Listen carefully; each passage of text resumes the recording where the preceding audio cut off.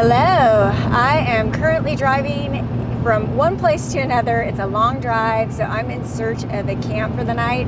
I just want to find a little spot to boondock, and I have a place in mind, so keeping fingers crossed that it's open. There is some weather moving in. It is supposed to snow overnight. I don't think it's going to be a significant amount. It may not even stick, but snow is expected. It's going to be a little bit of a chilly night, but I've got all the gear to keep me warm.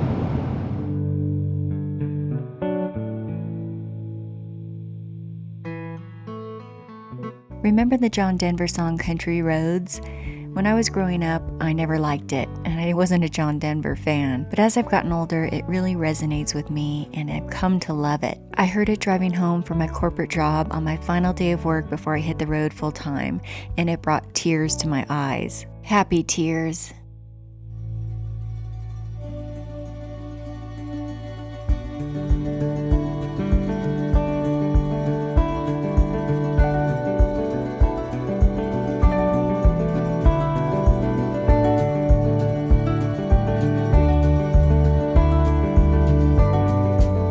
I've made it to camp. I don't know about you guys, but I only like to do a certain amount of driving every day, and I've done already about 6 hours. So taking a little break and having a nice camp sounds good to me. I think I'm just gonna clean up this mess, this wood first, and then go ahead and get camp set up.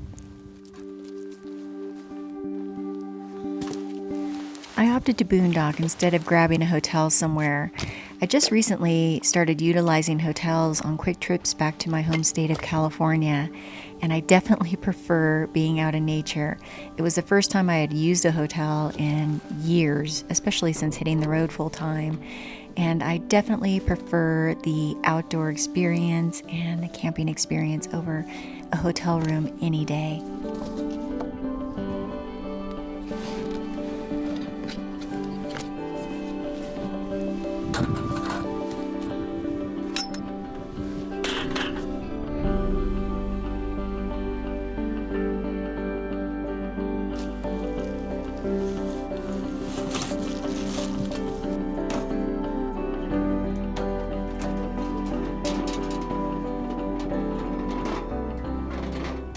Well, that's it. I am pretty much set up. It only took me about 15 minutes, which is about the same length of time it would take you to check into a hotel and carry your bags in. Actually, probably less time. And look at all this beauty I'm surrounded with. I feel so fortunate. Just feels good to be out camping. No snow on the ground, at least not for now. I guess it is coming, but it feels amazing.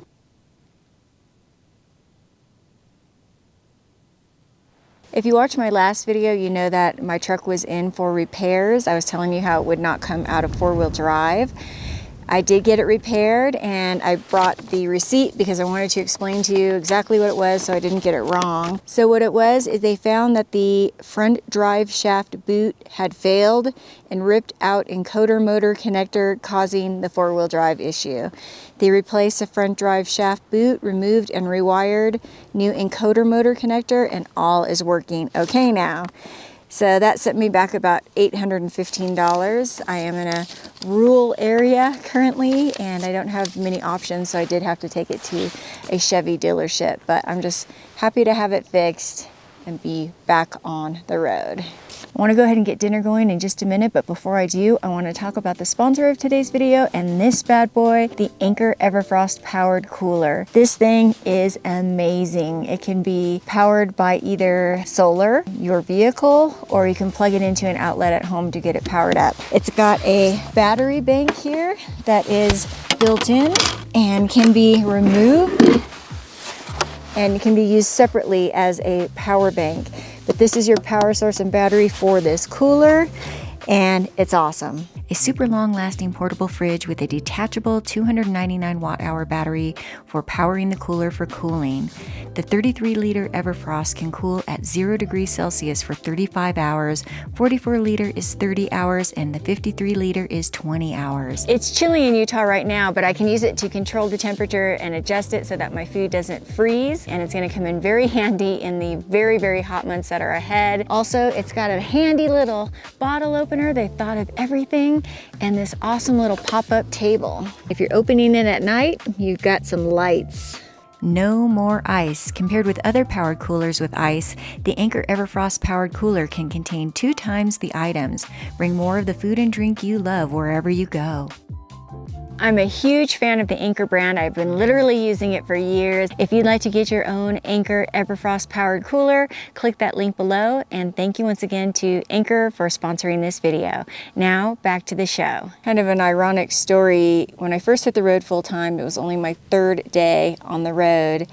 I drove over that same pass. It was the one that goes from Highway 89 once you get onto Scenic Byway 12, going over towards Bryce Canyon National Park. Well, when I hit the road for the very first time back in 2019, I was going over that pass, going to Escalante also, when I started hearing these horrible noises coming from my truck and the steering. The steering felt completely off, and I did not know what was going on. I drove directly to the Phillips 66 gas station in Escalante, Utah, and it wound up being there for a day or so. It was a steering pump. The steering pump had gone out.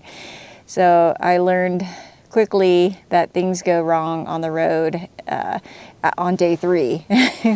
And ironically, I was on that very same pass heading the opposite direction when this 4-wheel drive issue came up. It was dumping snow. I mean, it was scary. It was sketchy. So I had put it in 4-wheel drive, and that was after leaving Escalante, where it was very spring-like, or leaving Coyote Gulch, I should say, my backpacking trip. It was very spring-like and beautiful.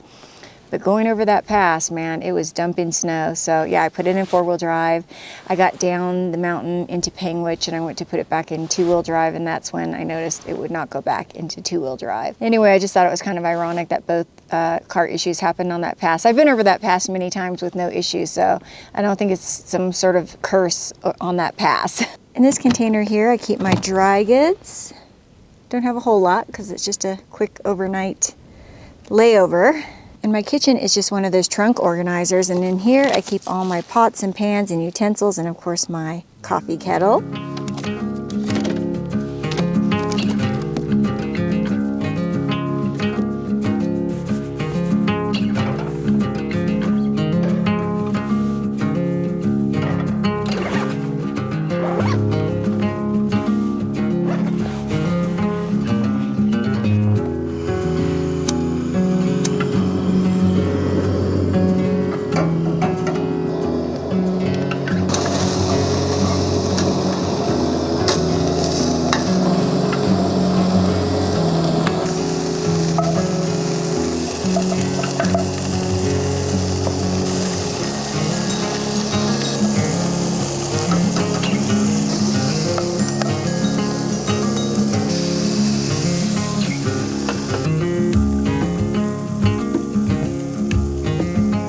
Also gonna add a slice of cheese to my burger. My ciabatta rolls were moldy, so I'm using this French bread as my bun.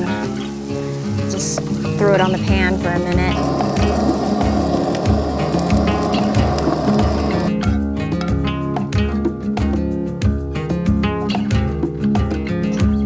I like A1 sauce on my burgers.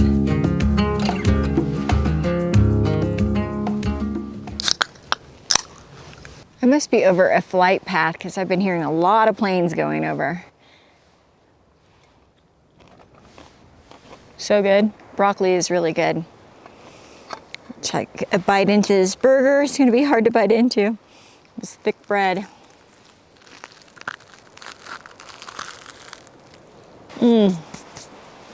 Just wondering when the precipitation is going to start.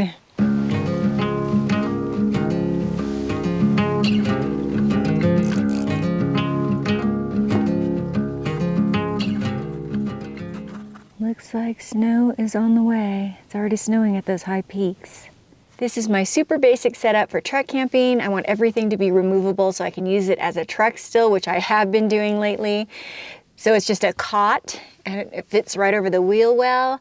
I've got some storage underneath here. I've got my little portable toilet situation, so go back to the older truck camping videos, which I'll put down below if you want to see my toilet setup.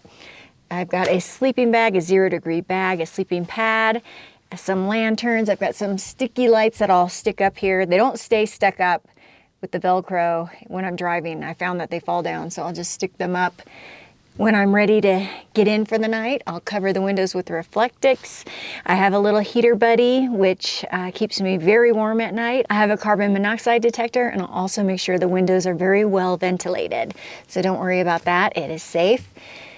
And yeah, I love it. It's awesome. It's back to basics. I'm gonna get some hot tea going, and then I'm gonna crawl inside because that weather is on its way. I think I just even saw a little snowflake.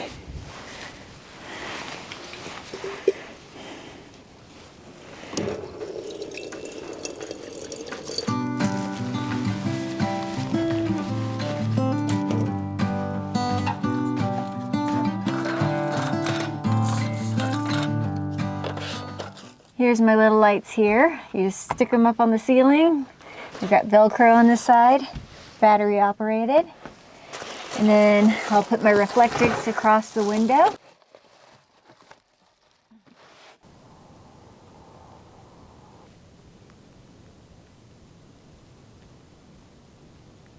Good thing is I'm not very far from the road. The road is pretty close, and I did that purposely because if it gets nasty in here, or if the ground gets really wet, I don't want to get stuck back here. I'm going to be waking up super early, pre-dawn, to get back on the road, so I will catch up with you in the morning. I'm just going to go ahead and watch some movies I downloaded on Netflix tonight and stay cozy and warm in my little truck camping setup. So I will see you all in the morning. Good night.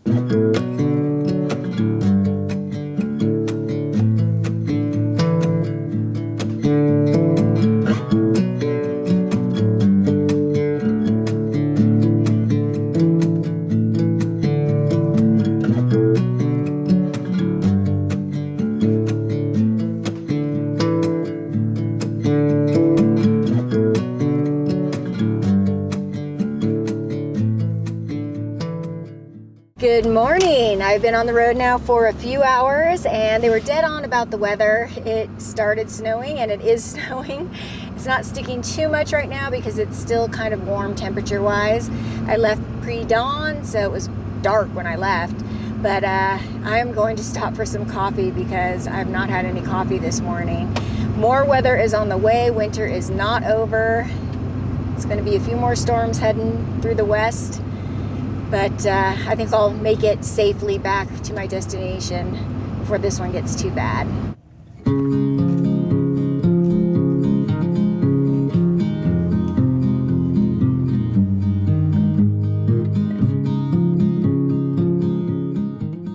Cheers, I got my coffee. I slept pretty well last night. It was super, super quiet out there, peaceful. I was a little worried about the storm, so that's why I got up so early. I had to make a quick trip out of state just to take care of some personal stuff, and that's why I didn't take the trailer. It's awesome to have my little truck camping setup back there so I can save money on lodging and hotels. Hotel prices are pretty pricey, so it saves me a lot of money. I can spend time in nature, and it's, you know, good all around. Anyhow, I'm going to go ahead and finish up my drive. I want to thank you all so much for joining me. As always, I appreciate having you along. I appreciate you all, and I'll see you all on the next adventure. See you soon. Bye-bye.